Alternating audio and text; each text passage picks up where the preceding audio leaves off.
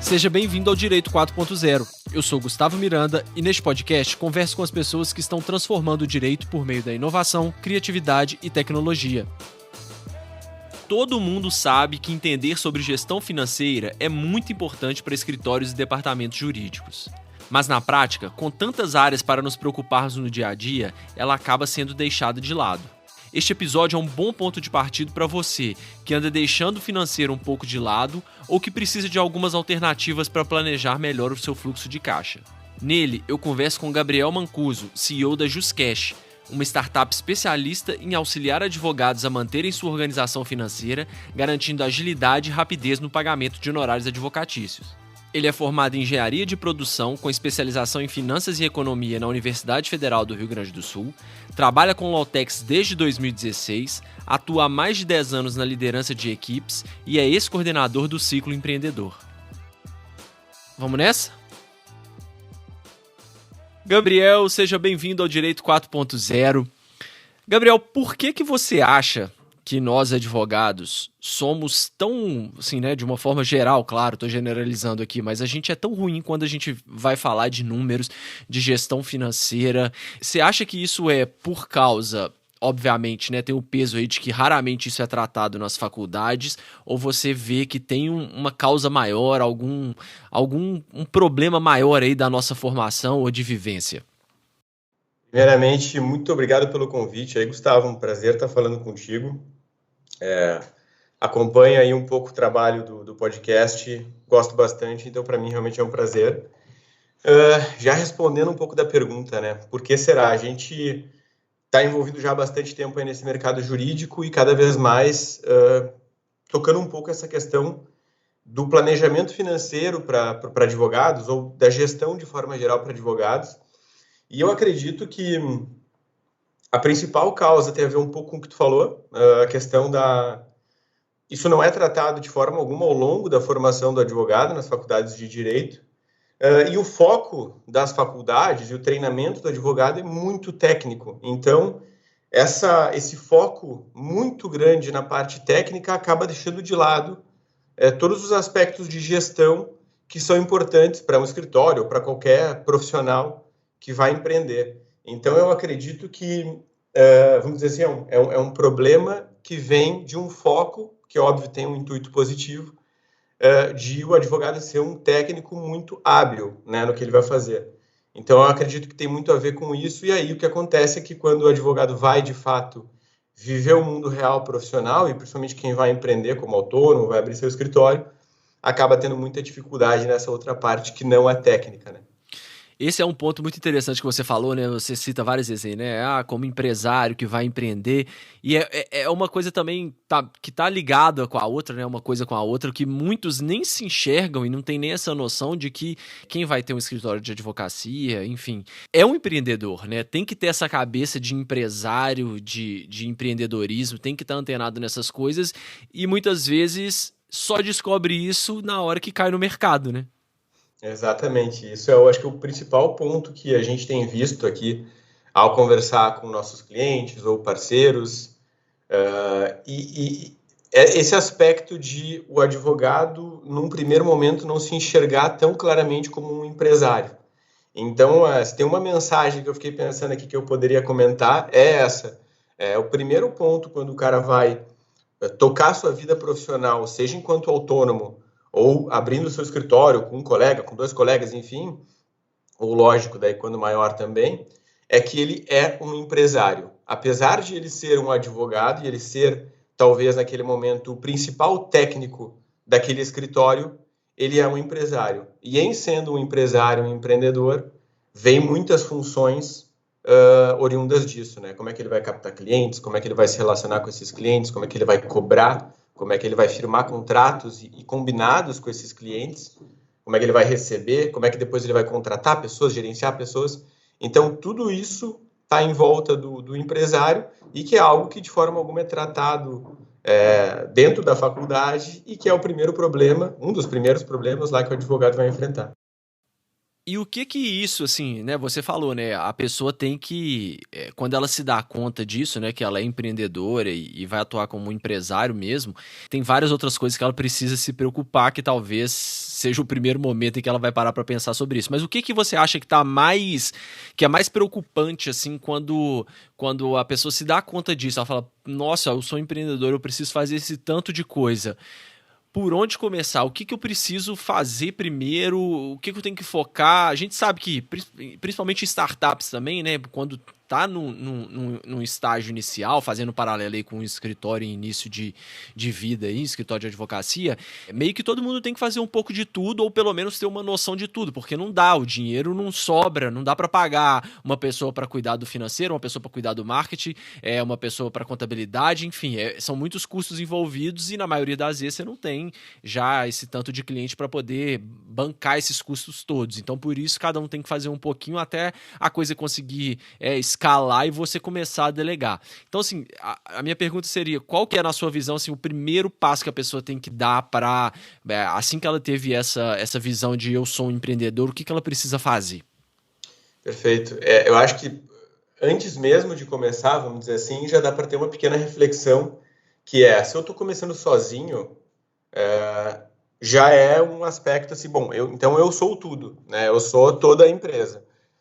Acho que o primeiro ponto para quem está começando sozinho vai ser como também em startups, né? Em startups tu vai ter primeiro, lógico, uma pequena concepção de produto, então tem normalmente um esforço mais relacionado a produto, enquanto no escritório tu já tem uma noção de qual é o produto, né? Se tu vai atuar na área trabalhista, por exemplo, tu já tem uma noção do que é o produto que tu vai entregar, ou enfim, seja qual for a área, às vezes no começo a gente está atuando em quaisquer áreas, né? Eu acho que, na verdade, esse é o padrão. Eu acredito que no começo de escritório, o que vier tá bom.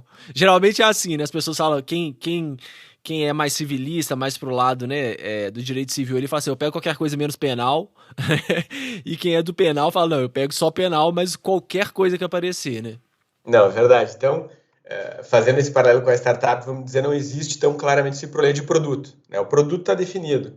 E qual que seria o step posterior a produto? É cliente, né? Tu tem que começar a ter cliente. Uhum. E acho que essa é uma dor aqui que eu falo, e quem estiver me escutando aí, advogado, está pensando, esse é o primeiro problema, eu preciso ter clientes. E acho que para todo advogado, acho que os primeiros clientes vão ser aqueles amigos, aqueles familiares próximos e tal. E acho que a primeira... Então, assim tu resolve o problema dos primeiros clientes. Mas a primeira questão que a gente viu falando com vários, né, como comentei aqui, pessoas que a gente se relaciona na área do direito, à medida que tu vai avançando, então tu vai captar o primeiro cliente, vai começar a atender ele, depois tu vai para o segundo e etc. É normal errar no começo, assim como nas startups, como tu fez o paralelo, Gustavo, é normal errar no começo. O ponto que a gente viu que alguns às vezes seguem errando não determinar um pouco mais claramente as relações contratuais com aquele cliente. Então, alinhar um pouquinho a expectativa do serviço. Não no primeiro, eu vou dizer, mas à medida que tu vai avançando. Então, chega aquele cliente que começa a te ligar domingo, meia-noite, para saber como é que está o processo. Isso começa a atrapalhar a tua vida, tanto pessoal como é que tu toca a tua empresa, escritório. Então, acho que o primeiro aspecto bom, tenho que conseguir clientes. Clientes normalmente vão estar nesse círculo mais próximo, pelo menos os primeiros. O primeiro problema relacionado a isso é ir criando relações profissionais com esses clientes, porque normalmente tu vai ter relações pessoais com esse cliente. Então, não perder o relacionamento, claro, é positivo ter esse relacionamento prévio, mas estabelecer o que é a relação profissional que está se criando ali. E acho que a partir disso, vem os aspectos que tu naturalmente também citou, um pouco de finanças, né? Bom, então eu não tenho como contratar um cara para cuidar do financeiro, não tenho como contratar um cara para cuidar do marketing. Eu serei isso. Bom, para daqui a um tempo tu ter a possibilidade de contratar um cara para o financeiro, ou que seja um estagiário para ampliar o escritório, ou que seja investir mais para captar mais clientes, tu tem que ter uma boa gestão financeira. E acho que esse também é um dos pontos cruciais para o advogado, de organizar as suas finanças desde o começo. Então, ele começou a captar esses clientes, ele começou a estabelecer essas relações profissionais, como eu comentei, que também eu entendo que é importante. Ele começa já a gerenciar quanto ele gasta por mês, com que gastos, e separar a sua vida financeira pessoal da sua vida financeira profissional quanto antes. Uhum. Né? Acho que para o advogado autônomo lá é um pouco... Tá, mas como assim, né? Tipo, tudo é dinheiro, né? O dinheiro entra aqui, sai ali. Não, mas se tu pensar de uma forma como empresa, quais são os gastos da tua empresa? E o quanto essa empresa pode pagar de salário para ti mesmo, que nesse momento é o único profissional que trabalha nessa empresa. E com esse dinheiro do teu salário, tu vai pagar as tuas contas pessoais. Então, acho que essa separação de bolsos e o planejamento financeiro dessas duas entidades, né, ou seja, da empresa lá do escritório, seja ele unipessoal, e da pessoa, do advogado, com os seus gastos familiares e etc., seu planejamento financeiro individual, eu acho que esses são os principais primeiros passos. Cara, isso é tão básico assim, e tão. Na hora que você vê uma pessoa falando, você fala, não, mas isso é claro, mas a gente vê tanta gente fazendo ao contrário, né? Colocando tudo no mesmo balaio ali. E aí, isso daqui a pouco, isso vira uma questão de comportamental mesmo. E lá na frente você não consegue se programar. E aí tá tudo misturado. Você tem um dinheiro na sua conta que você acha que é seu, mas aí você esqueceu que mês que vem você tem que pagar, sei lá, IPTU. E aí, ai meu Deus, agora de onde que eu vou tirar o dinheiro? Então isso é tão importante, né? E é tão simples de fazer, sei lá. A gente sabe que no começo, às vezes, a realidade não dá, né? A pessoa não vai emitir, sei lá, nota fiscal. É uma coisa meio que ainda na informalidade e tal. Se a pessoa abrir hoje, a gente tem tanto banco digital. Se a pessoa abrir duas contas separadas, mas em nome dela mesmo, e conseguir concentrar em uma os gastos pessoais, em outra os gastos e receitas, né, do escritório, isso já ajuda tanto, né, que é um salto e um ganho que te dá para a visão do negócio, que todo mundo tinha que começar, né? Igual você falou, você começar certo já é um grande avanço. Não, exatamente, tu já deu um exemplo entendo que é uma dica muito boa assim, para quem está começando e que é muito fácil de implementar, que veio aí de vários bancos digitais, né? É muito fácil hoje eu abrir uma conta no banco A, uma conta no banco B, a maioria delas sem custo nenhum, né? Então não estou gerando gasto nem para o escritório, nem para a pessoa física ali do advogado. E isso naturalmente vai me fazer separar os gastos e, logicamente, a receita. Então, se eu vou receber um honorário lá de uma consultoria que eu fiz, ou de repente os advogados em fase inicial aí de carreira, eles têm algumas atuações, por exemplo, na correspondência, né, para complementar uma renda, ele vai jogar na conta do escritório, nessa conta B lá que ele criou, e vai ficar claro o fluxo de caixa, o resultado mensal daquele mês e meses subsequentes do escritório. E aí tu consegue fazer uma gestão financeira e planejar um pouco o teu futuro à medida que tu vai entendendo qual é o comportamento, né? Porque se eu estou percebendo, poxa, eu estou com prejuízo, né? É bem natural um escritório ficar meses no prejuízo se tu incorre, por exemplo, em gastos fixos, né? E às vezes o advogado começa a sua carreira e a primeira coisa é o desejo dele de ter a sala lá, né? De poder atender os clientes presencialmente, por exemplo, e ele vai ter gastos fixos de primeira. Então, se ele não tiver receitas recorrentes ali entrando, ele vai ter prejuízo consistentemente. É importante que ele veja isso, né? Por mais que seja aceitável. É aceitável por meses o advogado ter prejuízo, porque, né, a gente sabe, é da profissão, ele vai ter grandes receitas lá, oriundas de honorários sucumbenciais ou contratuais de êxito, que vão entrar num mês e vão cobrir, vamos dizer, as despesas de múltiplos meses, né? Mas é importante que ele veja isso, é importante que isso esteja formalizado, transparente, para ele poder entender o passado e planejar o seu futuro. Esse, né, na verdade, é um dos grandes fatores, eu acho, que complica muito a vida do advogado em questão de gestão financeira, que é essa falta, às vezes, de previsibilidade, né? Você nem sempre vai receber naquele exato momento os honorários, porque eu posso cobrar honorários só no êxito, por exemplo, às vezes tem alguma causa que para ganhar o cliente, eu não vou cobrar nada inicial, eu vou cobrar só no êxito, ou às vezes eu não vou cobrar nada e vou ficar só com os honorários de sucumbência, sei lá, que dependendo do tipo de contratação. Só que a gente não sabe quando isso vai acontecer, né? Então isso acaba dificultando também esse planejamento financeiro, né?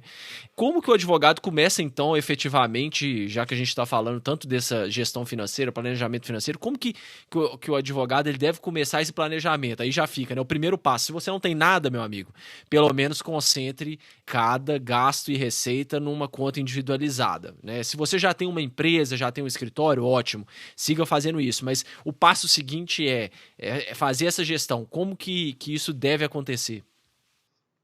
Perfeito. Bom, Gustavo, dado que a gente já tem essa separação, que acho que de fato é o primeiro passo, eu acho que os próximos passos assim, do advogado no seu escritório para organizar a sua vida financeira, né, a do escritório, consequentemente a sua, seria de entender o que ele tem de receitas, né, ou seja, recebimentos recorrentes, frequentes, o que ele consegue projetar para frente de valores que ele vai ter consistentemente a receber, e aí isso pode ser alguns honorários parcelados que ele já tenha negociado, pode ser algum valor que ele costuma fazer de consultoria, pode ser alguma coisa que ele tenha de correspondência que ele faz para complementar a renda, bem como as despesas que ele tem mensais, as mais fixas, mais recorrentes, que ele também já vai conseguir projetar. Então, esse cara pode ter um escritório físico, ou se não, ele tem uma conta telefônica lá específica do escritório, a internet dele ele pode dizer que é uma despesa, por mais que ele utilize em casa, por exemplo, pode ser uma despesa corporativa, né, do seu escritório por ele estar usando para trabalhar. Então, ele vai elencar essas receitas recorrentes, essas despesas recorrentes, e ele vai conseguir enxergar uma espécie de resultado, né, o que seria um DRE, demonstrativo de resultado de exercício, para quem, né, entende aí um pouquinho de contabilidade, vai entender o que é o resultado mensal dele. E aí ele vai ter ciência que tem, além desses valores recorrentes e previsíveis, tanto na linha da receita, ali, dos recebimentos, quanto dos gastos, tem aquelas que são atípicas. Então, aquelas questões que ele sabe que vai receber no futuro, como, por exemplo, honorários de um processo que ele já ganhou, mas ele não tem previsibilidade. Isso ele vai precisar registrar também, para ter ciência disso. Entretanto, ele não vai contar com aquilo mensalmente, ele vai saber que é um valor a receber. Por outro lado, talvez ele tenha despesas variáveis que ele todo mês sabe que vai ter. Então, ele também pode projetar isso. Ele sabe que todo mês ele vai gastar, grosseiramente, tantos reais com deslocamento, vamos supor, ou algumas outras despesas. Então, a partir do momento que a gente separou as despesas da pessoa física, das despesas e receitas, né, do escritório, tu começa primeiro, isso acaba sendo bem orgânico, tá? Mensurar o resultado que está acontecendo hoje, né? No primeiro mês que a pessoa fizer isso, ela vai entender, nesse mês como fui. Mas, ao mesmo tempo, ela começa a fazer esse exercício para o futuro. Bom, como vai ser o mês que vem? E o próximo? E o próximo? E fazendo esse exercício, ele já começa a olhar num horizonte um pouquinho maior. Bom, o que eu posso esperar para o ano? Porque aí vem aquelas questões que são, às vezes, despesas anuais. Né? Pagar o OAB é uma despesa anual, pagar um IPTU do escritório é uma despesa anual. Então, outras despesas que são recorrentes, mas que não são recorrentes mensais, e que aí quando tu faz o exercício anual, tu começa a enxergar. E fazendo esse planejamento, ele vai começar a entender melhor o que esperar do fluxo de caixa do escritório dele. Então, é natural para um escritório, principalmente aqueles que contam com muita receita oriunda de honorário de sucumbência ou de honorário vinculado ao êxito de processo, que por vários meses ele vai ter prejuízo mensal, né? Porque ele vai estar tendo despesas fixas ou até mesmo variáveis relacionadas ao processo que ele está tocando, e a principal fonte de renda dele vai estar ao final do processo. Então, é natural que ao longo do tempo ele vai ter prejuízo. Só que ele tem que ter um horizonte em que ele enxerga que, olha, por exemplo, se esse ano inteiro eu simplesmente receber aquele processo, eu já fico com fluxo de caixa positivo. Aí tu não tem mais um problema de longo prazo, de longuíssimo prazo, vamos dizer assim. Tu tem um problema de fluxo de caixa, que pode ser ali de 6 meses. Bom, então eu preciso de garantir um valor que me sustente aqui por mais ou menos uns 6 meses, que é mais ou menos quando eu espero receber esse montante. Então eu diria que, para tentar resumir aqui tudo que eu falei, né, o primeiro passo é separar, E o segundo passo vai ser começar a mensurar adequadamente, então botar no papel ali numa planilha o que está acontecendo hoje, e isso naturalmente vai conseguir fazer com que o advogado planeje os próximos meses. Ele começa com o próximo, depois ele começa a projetar o ano todo, talvez o ano subsequente, para entender como deve se comportar esse fluxo de caixa. E como que esses processos, por exemplo, né, que a gente tem de êxito, processos a receber, mas que você ainda não sabe mais ou menos, você estima um prazo, mas ainda não tem. Você já colocaria isso como uma receita? Você falou, né? Esses que você tem uma previsibilidade, já colocar como uma receita provável, mas como que na prática eu faço isso sem me enganar, assim, né? Porque pode ser que venha, como pode ser que não venha. Como que eu elaboro isso? Não, perfeito, Gustavo. Essa é uma excelente pergunta, porque eu acho que essa deve ser uma dor, é uma das principais dores aí do advogado. Então, acho que o primeiro passo é ter clareza do que se pode esperar, não mesmo ainda em termos de prazo, mas em termos de valor. Então, por exemplo, eu já falei com vários advogados que, à medida que foram tocando a sua carteira, eles acabaram já perdendo um pouco do registro claro de montantes que eles têm a receber. E aqui, de novo, eu não estou nem falando de prazo ainda. Eu estou falando do montante, né? Ele acabou se esquecendo que dentro daquele processo lá, ele tinha 10 mil a receber, 15 mil a receber, enfim, seja de sucumbência ou de êxito. Então, o primeiro passo é ter uma clareza, assim, de uma listagem de processos que ele já está lá em fase de cumprimento de sentença, por exemplo, em que ele sabe que ele já tem títulos a receber. Basicamente, ali são valores que podem oscilar um pouco por uma correção, daqui a pouco ele pode até fazer um acordo para receber um pouquinho menos, mas grosseiramente aquele título é um título a receber. Então, acho que um passo é uma tabela, valores a receber. Do processo tal, do devedor tal, eu tenho tanto a receber. E aí isso eu não consideraria no fluxo de caixa, porque é esse problema que a gente está falando aqui. Não tem como saber quando ele vai acontecer, quando ele vai para o caixa.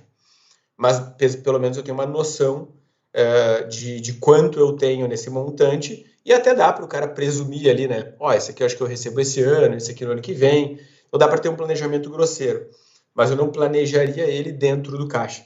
Então, no momento em que tu tem esses valores esperados, pelo menos tu consegue ter uma ideia de, o meu escritório, no médio, longo prazo, ele está dando resultado?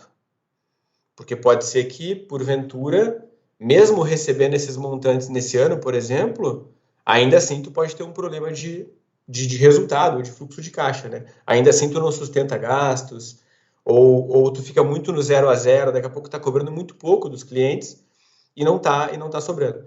Então, primeiro vem uma noção de o meu negócio dá resultado, mesmo que seja no longo prazo, e depois disso vem essa preocupação do fluxo de caixa. Então, digamos que o advogado foi lá, planejou o seu ano, ele vai ver que, olha, caso eu não receba nenhuma dessas ações, eu vou ter um fluxo negativo aqui. Vou ter um fluxo, vamos dizer assim, vai faltar 15 mil reais ao longo do meu ano. Ele vai ter algumas alternativas. Ele vai poder tentar procurar um empréstimo, ele vai poder tentar reduzir essas despesas fixas para, de repente, poxa, quer saber, eu não vou alugar aquele escritório que eu ia alugar, eu vou ficar trabalhando de casa até eu receber meu primeiro honorário. Né, aí, ou meu primeiro, enfim, meu próximo, seja lá qual for, para daí sim eu contar com esse valor para me estabilizar por 6 meses, por 12 meses, enfim, e isso poder bancar essas despesas. Então ele já vai poder fazer um pré-planejamento e considerar diferentes cenários. Agora, outra solução, e daí que entra um pouco do que a JustCash faz, que é a empresa que que eu estou à frente aqui, que a gente tem trabalhado bastante, é antecipar os seus honorários. Então, se ele sabe que ele tem lá aqueles 10 processos que ele tem a receber no futuro, talvez valha a pena ele antecipar, junto à JustCash, por exemplo, um desses honorários e conseguir estruturar, vamos dizer assim, o fluxo de caixa nos próximos 12 meses do escritório dele. E aí todo o restante que for sendo recebido vai ser, de fato, receita que ele vai poder colocar nesse resultado e aí fazer o que ele quiser com essa sobra, seja distribuir para ele, pessoa física, tocar a vida dele, seja para reinvestir no próprio escritório. Muito legal. Antes da gente entrar, assim, que a JustCash é uma ideia, assim, muito bacana, uma empresa muito legal, que eu acho que vocês resolvem a dor de muitos advogados, né? Que muita gente que antes não tinha opção do que fazer, agora consegue ter, né, se planejar mesmo, se programar e avaliar qual seria a melhor forma de ou gerar esse fluxo de caixa, ou, enfim, como você disse, de antecipar um recebimento. Mas só antes da gente entrar, esse controle financeiro, você recomenda algum tipo de software ou uma planilha mesmo exclusiva que a pessoa desenvolva do zero, ou para quem não saiba mexer, o que você recomenda? Olha, uma coisa que eu aprendi ultimamente, isso conectando um pouco com o que a gente falou antes de startup, né? Ou de metodologia ágil e lean, é sempre a gente tentar ir do simples para o complexo, né? Porque muitas vezes a gente tem a tendência de querer fazer, vou fazer uma planilha, ou seja lá qual for o assunto que a gente vai tocar. Vou fazer tal situação. Tu tenta fazer a melhor possível. E muitas vezes a gente se perde em fazer algo complicado demais. E aí vamos voltar, né? Estamos falando do advogado aqui que não foi treinado originalmente a fazer uma gestão financeira. Vai ser fácil para ele se perder se ele for fazer uma coisa muito complexa. Então, acho que o principal conselho para vou começar a fazer a gestão financeira do meu escritório vai do simples para o complicado. Então, o que a planilha mais simples é ir respondendo, o primeiro controle financeiro tem que ser numa planilha, é um Excel da vida, ou Google Sheets ali também funciona muito bem, para a gente controlar receitas, despesas, receitas recorrentes, valores a receber no futuro, como a gente falou aqui, coloca lá os meses para frente e projeta o que vai acontecer nos meses, e à medida que a pessoa vai fazendo esse exercício, depois ela vai refinando esse método. Então, o começar, que eu acho que deve ser o mais difícil, assim, tá, legal, estou escutando esse podcast, estou me motivando a gerenciar melhor. Como é que eu começo? Coisa mais simples do mundo. Anota as receitas e as despesas numa planilha. Ponto. Depois te preocupa em dar o próximo passo. Então, respondendo aqui, em resumo, planilha. Eu acho que assim, sem dúvida o primeiro método, e ele vai ser o melhor por muito tempo. Eu acho que é só quando tu já está em um nível muito avançado, assim, um escritório maior, que vai valer a pena tu projetar tudo isso dentro de softwares de planejamento financeiro, ou mesmo dentro do módulo financeiro de ERPs jurídicos, porque o Excel, a simplicidade dele ele estar transparente na tua cara, tu tá vendo o que está acontecendo. Então, acho que o ponto de fato é começar simples, e o Excel, o Google Sheets já é uma excelente ferramenta para isso. Não, concordo demais. E a gente subestima muito o que dá para fazer no Excel e no Google Sheet, né? Então, tipo assim, dá para fazer tanta coisa que se preocupar só com o que tá doendo agora é o ideal. Você começa, todo mundo sabe fazer uma formulazinha de somar, subtrair e saldo. Tudo isso aí, se você não sabe, tá passando da hora de pelo menos pesquisar, né? Como que soma, como que subtrai e como que você consegue um saldo no Excel. Pronto, só isso aí te garantiu bons meses aí de sobrevida e de organização. E além disso, Gustavo, só para complementar isso que tu falou, outra vantagem de usar essa metodologia mais simples bom, eu não sei, eu preciso começar. O Google, YouTube, vai ter inúmeros conteúdos que ajudem a pessoa a começar a aprender Excel. Ou Google Sheets, né? Tanto um quanto o outro vão ser úteis. Diferente se tu quiser usar direto uma ferramenta complexa. Não vai ter tanto conteúdo de uma ferramenta complexa na internet para o advogado acessar e se inteirar. E atualmente, assim, acho que praticamente tudo que eu aprendi na minha vida foi usando, né, no caso do Excel, e procurando no YouTube. Então, tem muitas formas da gente aprender. Como tu bem colocou, começa pelo soma, subtração, saldo, e isso já, honestamente, assim, acho que já separa grande parte dos advogados que vão conseguir fazer uma gestão financeira imensamente melhor do que a média. Boa. Falando agora da JustCash, assim, que a ideia é sensacional. Conta um pouco como que você teve essa ideia, foi inspirado em alguma coisa, o que vocês fazem, ou era uma dor sua, como que você começou? Perfeito. Eu, na verdade, venho de uma escola mais de gestão, uma escola mais financeira, então, sempre toquei áreas financeiras ou áreas de gestão, e entrei numa empresa, numa Lotec, que eu acredito que boa parte do pessoal aí deva conhecer, que é a Doc9. E ali na Doc9 eu fiz esse papel aí de gestor financeiro por um bom tempo, depois toquei outras áreas também. E dentro da Doc9, que é uma Lotec que atende principalmente escritórios de advocacia e departamentos jurídicos de empresa, a gente começou a perceber algumas questões, assim, alguns problemas que a nossa rede de parceiros tinha. Então, a Doc9, ela presta serviço de logística, vamos dizer assim, dentre outros produtos de tecnologia hoje muito mais avançados, mas começou nessa área de logística, e, portanto, a gente tinha uma rede de advogados parceiros, né, pessoas que executavam lá audiências, cópias, diligências para a gente. A gente começou a perceber que, muitas vezes, um cara que era um excelente correspondente, ele começava a pecar e não tinha muito motivo. A gente começou a falar com esse pessoal e a gente percebeu que ele estava ali fazendo correspondência, mas ele também advogava. E muitas vezes o problema dele era um problema financeiro, né, e um problema muito vinculado a essa imprevisibilidade.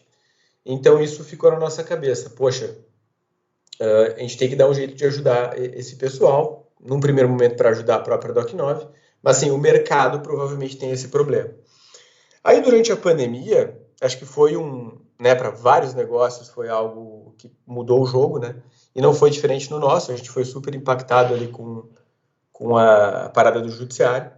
E aí foi o momento em que a gente percebeu de forma mais aguda ainda essa dor, porque aí os advogados que já não costumavam ter previsibilidade, planejamento financeiro, etc., eles se viram num momento em que tudo parou, né? E aí a renda do cara pode ter ido a zero rapidamente. Aquela previsão de recebimento que ele podia ter desapareceu, pausou, né? Então, a gente começou alguns estudos junto a conhecidos, a própria rede de parceiros, para entender que produto financeiro ajudaria mais a vida desse pessoal. E aí nós chegamos, então, vimos que esse pessoal tinha esse problema mais claro de falta de previsibilidade, etc., tudo que a gente já falou, mas que ele tinha ativos, que no caso são os ativos judiciais, né, esses honorários a receber futuros, que nenhuma instituição financeira tradicional valoriza. Né? Se tu chegar num banco de varejo lá, tu advogado, e disser, cara, eu preciso de crédito, a forma como o banco vai analisar o crédito do Gustavo, do Mancuso, seja lá de quem for, do advogado, vai ser, tá, deixa eu ver a tua renda, deixa eu ver teus bens. Né? E a renda do advogado é oscilante, ele não tem uma consistência de renda. Os bens, talvez ele não queira colocar nada em garantia de um empréstimo. E esse banco, essa instituição tradicional, ela não vai olhar para os ativos judiciais do advogado para valorizar eles.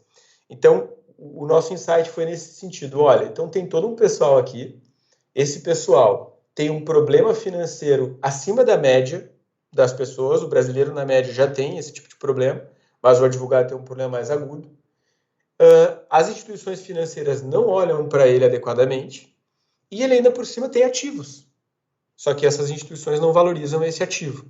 Então vamos aqui nós achar uma forma de valorizar de forma super justa, que seja benéfica para o advogado a antecipação. Naquela época a gente não sabia ainda se ia ser crédito, depois a gente concluiu que o melhor era de fato comprar esse ativo judicial, né? E aí já entrando um pouco no produto, basicamente a gente faz uma cessão desse ativo judicial, então a gente compra o ativo com o deságio.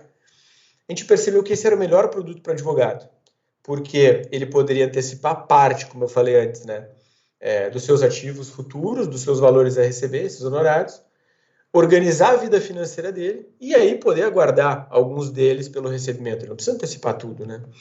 Isso sem gerar, então, nenhuma dívida, com um processo extremamente rápido, que não precisa de avaliação de crédito dele, afinal de contas eu estou, na verdade, comprando um ativo que ele tem a receber. Então, a gente hoje faz essas operações aí de cessão de créditos que levam mais ou menos uma semana entre o primeiro momento que um advogado falou com a nossa empresa e o momento que ele já está com os valores na conta. É muito rápido. Então, é um processo muito rápido que, a partir do momento que o advogado já tem aquela mínima gestão financeira que a gente estava falando agora, ele já usa isso para se planejar melhor. Então, deixa eu antecipar esse processo aqui com a JustCash, esses aqui eu vou aguardar, ou, se porventura precisar, eu posso depois antecipar algum desses outros aqui. mas ele consegue passar, sim, a planejar a vida financeira dele com mais consistência. E aí esses créditos, né, são créditos oriundos. O foco de vocês é só para advogados, né? Vocês não fazem negociação do crédito do autor da ação, assim, propriamente dito, né? É uma ótima pergunta. A gente começou, como a gente veio desse conhecimento que eu comentei, né, de ter vivido por muito tempo a Doc9, ter esses múltiplos relacionamentos com os parceiros e até mesmo com clientes que às vezes têm essa mesma dor, né? A gente focou a nossa empresa em atender o advogado. Então, tudo que está pensado hoje na JustCash está pensado para atender o advogado. Mas o que acontece é que muitas vezes, e aí a gente começou a fazer esse tipo de operação também, o cliente do advogado tem o interesse também de antecipar seus valores. E aí o que a gente faz podemos sim antecipar, que daí seria o valor lá de condenação, né? Mas a gente faz o atendimento através do advogado. Então, a gente não está aqui querendo falar cada vez mais com pessoas em geral para vender as suas ações. A gente está aqui para, de fato, ajudar a vida financeira do advogado através do nosso produto e muitas vezes isso também envolve antecipar o valor para o autor da ação, né? Ou, enfim, para o credor que está ali. Então, isso foi muito mais por relacionamento que o advogado tem com o cliente dele, por preocupação que esse advogado tem com o cliente dele, que às vezes é um familiar, é um amigo, sabe que está precisando, do que por um foco que a JustCash tenha, né? Então, a gente faz, mas o foco segue sendo em atender o advogado. E aí, nessa sessão, por exemplo, aí eu tenho um crédito, seja de honorários de sucumbência, até às vezes honorários contratuais também. Eu faço essa sessão para JustCash, por exemplo, eu estou precisando aqui de antecipar alguma coisa, eu faço a sessão e aí o processo ele é subestabelecido para vocês e vocês passam a acompanhar um processo. A partir de que fase que esse processo também ele pode, né, vocês fazem essa análise?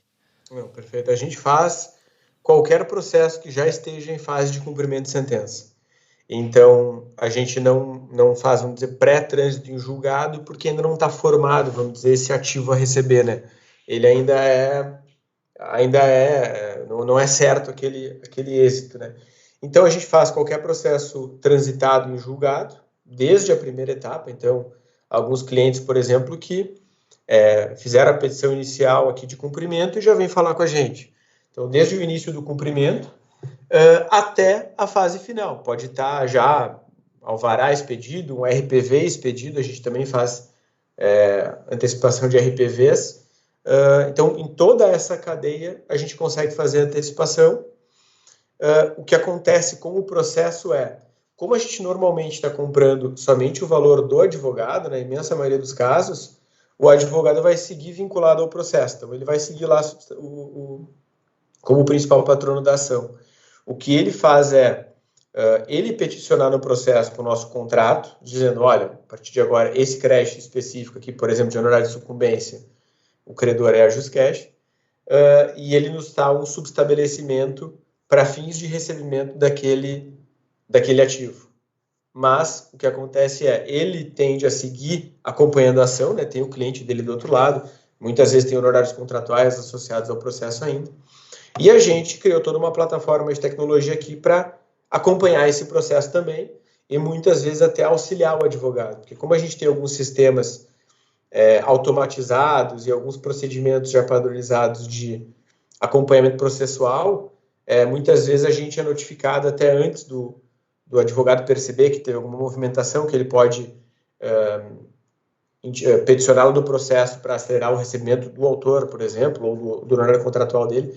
Então, acaba que a gente vira um parceiro de execução nesse processo específico, mas ele segue sendo a referência lá para o cliente dele, né? Ele segue sendo o advogado que acompanha aquela ação. Legal. E aí, geralmente, como que funciona essa questão dessa sessão? Vocês, obviamente, cobram algum tipo de deságio sobre o valor. Geralmente, isso depende da fase, depende do tipo de processo. Como que funciona? Pois o deságio ele vai variar de acordo com algumas variáveis, tá? A principal variável é o tempo. Só que o tempo, logicamente, é complexo, né? Não tem como nenhum de nós ter certeza nenhuma de quando vai ser pago determinado alvará, o RPV.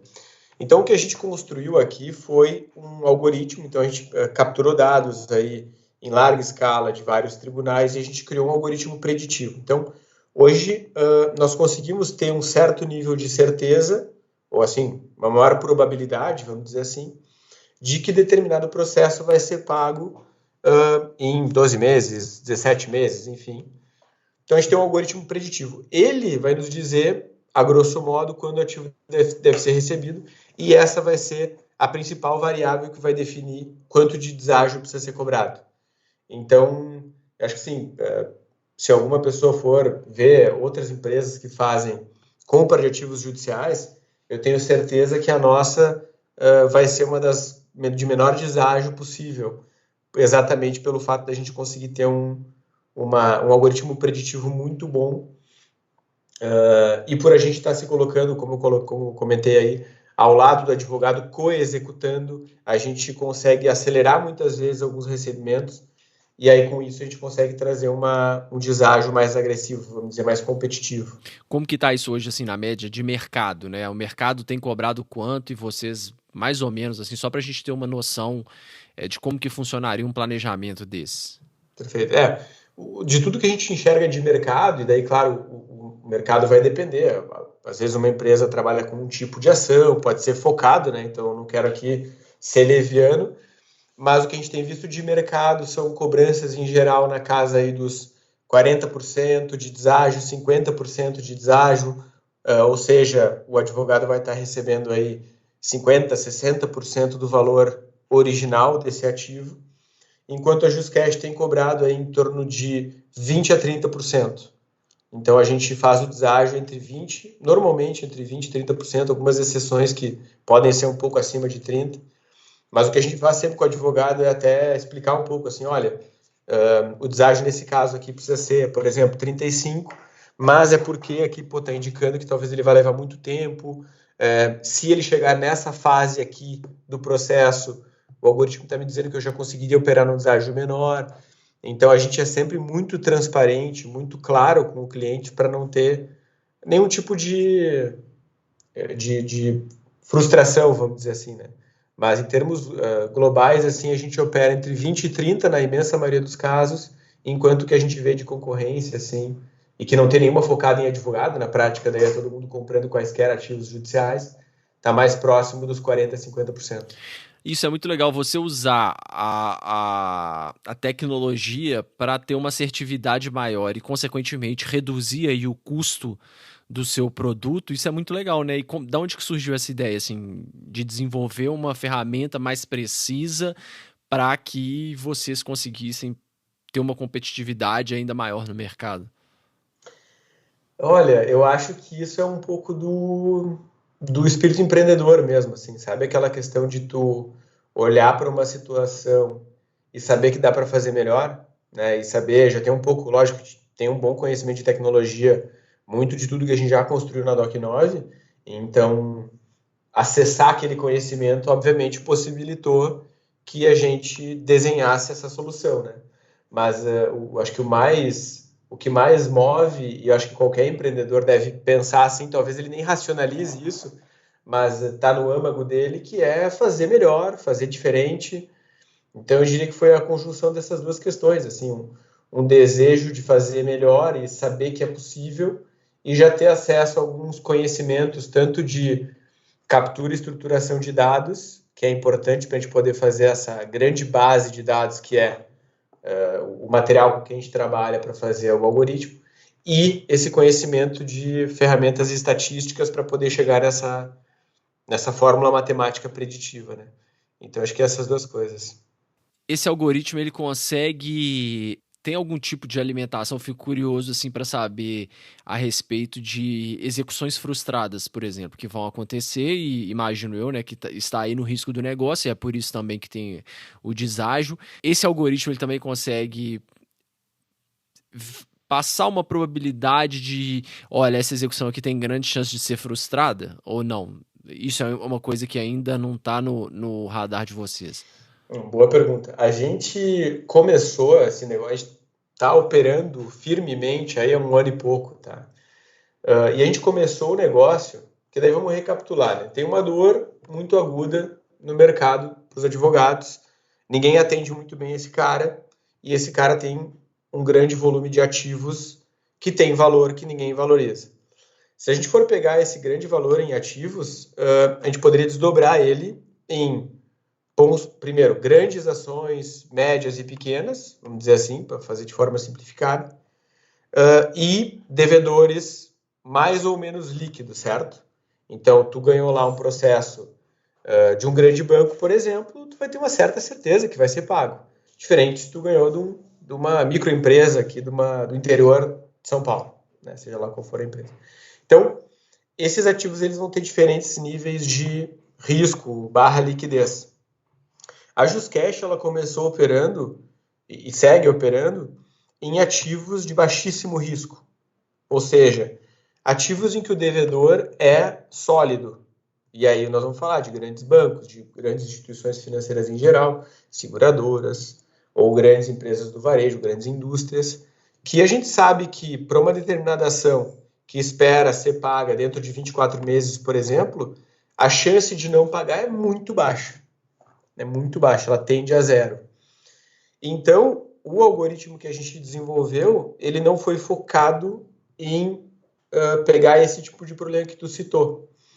Entretanto, durante a construção dessas versões iniciais que a gente fez, a gente começou a monitorar, por exemplo, tentativas infrutíferas de bloqueio judicial. Então, alguns dados a gente começa a ter, e mais de forma orgânica, assim, porque a gente não utiliza ainda, mas conseguimos pegar algumas coisas. Por quê? Porque a gente entende que hoje eu consigo atender, por exemplo, qualquer advogado que tenha lá um cumprimento de sentença contra uma empresa líquida, né, ou um ente público com consistência de pagamento ali de RPVs.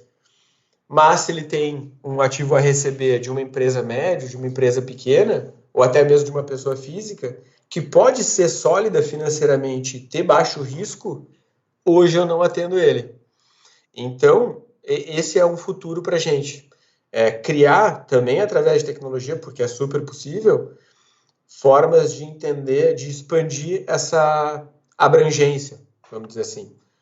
Como as grandes empresas elas são a maioria do judiciário, a JustCash acaba já abarcando bastante dos cumprimentos de sentença em geral, né?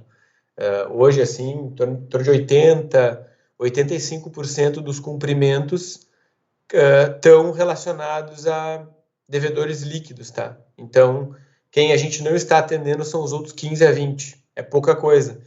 Mas também poderíamos atender. Porque, de repente, com esse olhar de ajudar o advogado, se o Gustavo lá, que é um cara que tá precisando, ele só tem ação contra devedores menores, a JustCash talvez não vá, nesse momento, ajudar ele. Então, a gente tem essa preocupação também de expandir a abrangência para poder atender todos os advogados. É interessante. Eu tinha uma visão de que seria justamente o contrário, que geralmente as pessoas que têm ali talvez uma execução mais trabalhosa, né, enfim, que tem ali um risco de não receber, é que teriam mais demanda por esse tipo de serviço. Mas legal, então é um mercado muito mais amplo, né? Exato, em torno de 80, como eu comentei, e a gente hoje, acho que um negócio interessante de comentar também, que acho que é bem diferente do restante do mercado que podemos ver aí de sessões de crédito judicial, é que a gente opera em tickets muito baixos. Então, nesse propósito de ajudar o advogado, eu não posso me ater a ficar antecipando, como vejo em várias empresas, ativos acima de 200 mil. Eu não estou ajudando aquele advogado que está precisando de uma força aqui no fluxo de caixa no semestre. Né? Então, o que a gente faz são antecipações a partir de R$1.000. Então, hoje eu tenho um cumprimento de sentença de R$1.500, a JustCash consegue fazer uma antecipação para ele. E aí, como é que funciona esse processo? Você falou que dura aí desde o primeiro contato até o recebimento do dinheiro, uma semana, mas como é que me interessa a parte, vamos dizer assim, burocrática, entre aspas, do negócio, para entender também o que se tem de tecnologia por trás disso, se tem algum filtro ou se é tudo realmente mais braçal mesmo, né? Além, é claro, do algoritmo que você vai alimentar com esses dados, né? Claro. Hoje a gente tem um pré-atendimento já automatizado, então o pessoal que está escutando aí, por exemplo, se for ali no site da JustCash e falar com a gente via WhatsApp, a maioria dos nossos atendimentos se dá pelo WhatsApp, tá? Então a gente tem um atendimento bem célere. Ele vai conseguir mandar um processo dele ali para cotação gratuita, não envolve nenhum custo a gente avaliar o processo, isso de forma automatizada. Se porventura o cliente tem alguma dúvida, e muitas vezes ele quer entender um pouco melhor, ele não tinha ouvido falar ainda em antecipação de honorários, ele não conhece, ele quer confiar um pouco mais na gente, vai ter lá uma pessoa super qualificada para atender ele, conversar com ele, tirar quaisquer dúvidas, tudo no WhatsApp. Se precisar de uma ligação, a gente faz uma ligação, não tem problema nenhum. E aí, a partir do momento que ele manda uma ação, essa ação passa por um pré-filtro tecnológico, então ele vai passar por uma pré-análise que já pega algumas informações dessa mesma base que eu comentei, que a gente capturou de dados de processos, só para fazer alguns checks, são mais simples, mas depois ele passa assim por uma análise humana, né? Então o advogado vai observar aquele processo. Só que a gente tudo faz de um dia para o outro. Então, óbvio, a ferramenta tecnológica é automatizada, né? Então vai acontecer, no mesmo dia a gente já pode trazer um retorno. Se não, vai passar pelo nosso advogado analista. Ele vai normalmente analisar de um dia para o outro, mas o prazo é 48 horas. Então, 48 horas ele vai trazer um retorno. E em sendo um retorno positivo, ou seja, aquele processo está apto para antecipação, ele já vai ter passado pelo algoritmo preditivo que a gente conversou e já vai se ter uma proposta de deságio. Então, o nosso executivo vai contatar essa pessoa e vai mandar, olha, para o seu processo a gente consegue fazer esse deságio para antecipar para o senhor. E um advogado aceitando, a gente emite o contrato na hora, ele assina o contrato digitalmente. Se for somente o advogado, a gente consegue fazer toda a transação eletronicamente. Se envolver condenação, a gente ainda precisa passar por cartório. Acho que logo mais o cartório vai estar digital também, já começou uma questão importante esse ano sobre isso, né? Mas por hora ainda está necessário a presença física. Mas se for com o advogado, vai ser tudo online. Nós vamos assinar online, ele vai assinar online esse contrato, ele vai peticionar no processo e em até 48 horas o valor vai estar na conta dele. Então, via de regra, é mais ou menos esse o processo. Quase 95% desses nossos negócios são fechados através do WhatsApp mesmo. Muito legal. Não, muito legal, Gabriel. Eu vou agora te fazer aqui algumas perguntas rápidas, tá? As respostas não necessariamente têm que ser rápidas, mas qual que foi a dica mais valiosa que você já recebeu? E aí pode ser dica, seja profissional ou pessoal mesmo, de cunho pessoal, o que você quiser compartilhar. Olha, eu acho que eu vou, no dia que é uma dica, talvez, digamos com conhecimento, que eu trouxe para mim e vivo muito a minha vida com base nisso, que foi num grupo de amigos, assim, a gente costumava fazer várias discussões, primeiro de livros que a gente lia, isso por si só já é uma baita dica, né? Se quiser criar o hábito de não só ler livros, mas discutir com pessoas de alto nível, aí esses livros o cara absorve muito mais. Mas então a gente discutiu muitos temas e um tempo a gente discutiu um pouco alguns conceitos filosóficos, assim, então a gente estudou um pouco de filosofia e discutiu. E acho que uma coisa que eu trouxe para a minha vida, assim, que me ajuda muito, é um conhecimento estoico, que para tentar resumir numa frase, seria: espere um pouco menos, lamente um pouco menos, ame um pouco mais. Que tem a ver, né, nessa filosofia estoica de que quando tu espera, né, a esperança por si só, ela é meio que um sentimento de tentar trazer uma felicidade do futuro para o presente, mas na prática ela não te leva para a ação, porque tu está simplesmente esperando que algo de bom aconteça. E isso normalmente pode te levar à frustração. Por outro lado, lamentar é como se tu pegasse uma tristeza do passado e trouxesse para o presente. Isso também não muda nada da tua vida, a não ser que seja aprendizado, né? Pensar em erros para aprender é excelente. Agora, lamentar não te leva a nada. E o ame um pouco mais seria no sentido de, olha, tu tem o presente na tua vida. Óbvio que tu vai usar o passado para aprender, tu vai usar o futuro para te inspirar, mas o que de fato tu vai fazer mudar é o hoje, né? Então, eu vivo muito, tanto pessoalmente quanto profissionalmente, quando a gente passa por alguma frustração grande, por exemplo, na empresa, dá um pipinão, tu pensa, tá, o que eu vou fazer com isso? Eu não vou me lamentar, como é que eu vou resolver o problema e bola para frente. E acho que na vida pessoal é a mesma coisa, assim, né? As minhas metas e tal, elas têm que ser para me inspirar a agir. Se elas forem meramente hipotéticas e elas estão lá no futuro enquanto uma esperança isolada, elas não me fazem me aproximar dela, né? Muito bom, muito bom. E o que significa sucesso para você? Sucesso. Eu diria que sucesso está vinculado, eu acho, a felicidade, satisfação pessoal. Acho que, óbvio que na vida a gente aprende que sucesso, olhando de fora, pode ser uma medalha, pode ser dinheiro, mas do que depois, quando a gente vai vivendo a vida, a gente percebe que às vezes a alegria e a felicidade, ela não depende muito desses rótulos externos, né? Então, eu acredito que sucesso, para mim, assim, está associado a viver uma vida de satisfação pessoal com pessoas que tu goste de ter por perto, né, ter próximas. Acho que sucesso, assim, se tu pensar, pô, chegou nos 90 lá, 100 anos, tá meio que no leito. Tu teve sucesso na tua vida? Que resposta tu vai dar, né? Se te perguntarem isso lá aos 100. Eu acho que vai ser associado a, pô, eu fui feliz ao longo dessa trajetória, né? Então, acho que para mim tem a ver com felicidade, satisfação de viver, assim. Boa. E para quem for interessado, né, no que a gente discutiu aqui, principalmente de gestão financeira, tem algum material que você recomenda? Ou é ir pro segundo maior buscador aí do mundo, YouTube, e procurar vídeos e tentar aprender o básico ali e ir acumulando esse conhecimento ao longo do tempo e ao longo de à medida em que essa necessidade vem a aparecer? Eu até agora, com essa tua pergunta, eu lembrei de uma coisa que eu ia comentar antes e acabei não comentando, que eu acho que é relevante também de citar, que algo que a gente tem visto também é que, infelizmente, na média, o advogado ele não é um cara que tende a compartilhar tanto conhecimento. Uhum. E eu diria que esse é o melhor jeito de aprender. É quando tu tem um pouco ali de conhecimento de certa coisa, mas tu troca ideia com os outros. Então, eu acho que assim, como é que a gente aprende a fazer tudo isso que a gente falou? Primeiro vem aquela questão de começando, né? É partir do 0 para o 1, não querer ir para o 100 direto, mas sair do 0, né? E tentar compartilhar. Será que não tem colegas aqui que passam pela mesma dificuldade? Provavelmente. Né? E se eles não passam, é porque eles já deram o passo do 0 para o 1 e talvez eles possam te ajudar.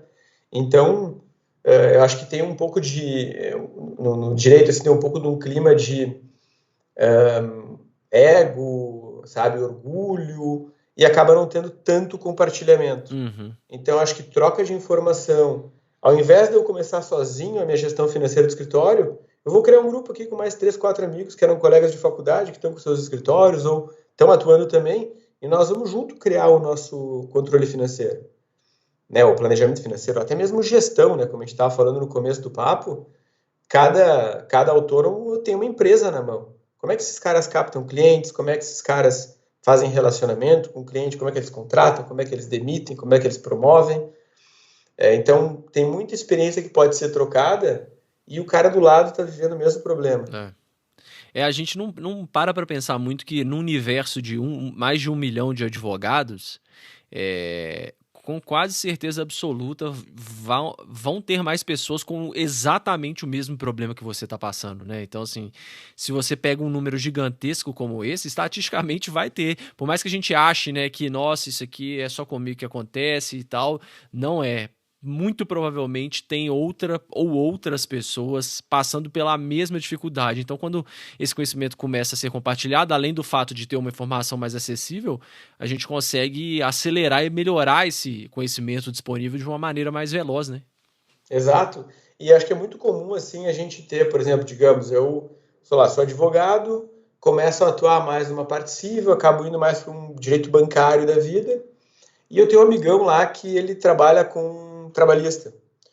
E quando chega um cliente para mim aqui com uma demanda trabalhista, eu mando para ele, vice-versa. Quando ele tem alguma questão bancária, lá ele manda para mim. Então, já existem vínculos normalmente criados de parcerias, só que nunca está na pauta, né? Ou raramente vai estar na pauta. Cara, como é que tu toca as finanças do teu escritório? Por que não colocar isso na pauta? E que nem eu falei antes, assim, acho que as coisas que eu mais aprendi na minha vida não foi lendo algo, vendo algo. Foi lendo algo e discutindo com pessoas. Vendo algo e discutindo. Porque a gente naturalmente sempre vai ter só a nossa visão de um tema. Daí quando a gente traz uma discussão, tu tem 3, 4, 5 visões, expande drasticamente a tua interpretação daquele mesmo conteúdo. Então, acho que ficaria de dica isso, é começar, tentar trocar experiência, né? Tu não tá sozinho nessa, tem um monte de gente que está passando pela mesma dificuldade.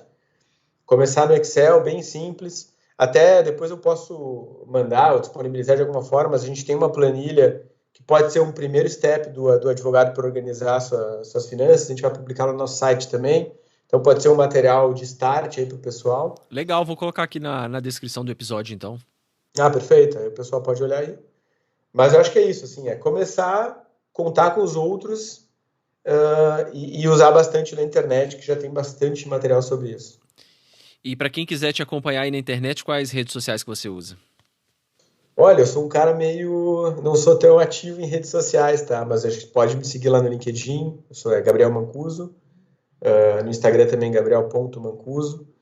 E, lógico, seguir aí a JustCash, acompanhar o nosso site. Sempre a gente vai estar trazendo conteúdo de qualidade para advogados. A gente está fazendo algumas palestras também, falando um pouco desse tema. Então, acho que para fins de materiais, assim, o pessoal vai ser mais bem sucedido seguindo a JustCash do que seguindo o Mancuso. Mas quem quiser me seguir também fica à vontade. Boa, Gabriel. Então, mais uma vez, muito obrigado por participar do Direito 4.0. Imagina, foi um prazer para mim, muito legal mesmo. Parabéns aí pelo trabalho, Gustavo, sempre que precisar. Obrigado. Prende o grito que a gente vai estar à disposição. Um abraço para todo mundo também. Para você não perder nenhum dos nossos próximos episódios, siga o Direito 4.0 no seu player favorito. Siga o nosso Instagram, que é @Direito 4.0 Podcast. E também estamos no LinkedIn. É só procurar Direito 4.0 Podcast. Até o próximo episódio, pessoal.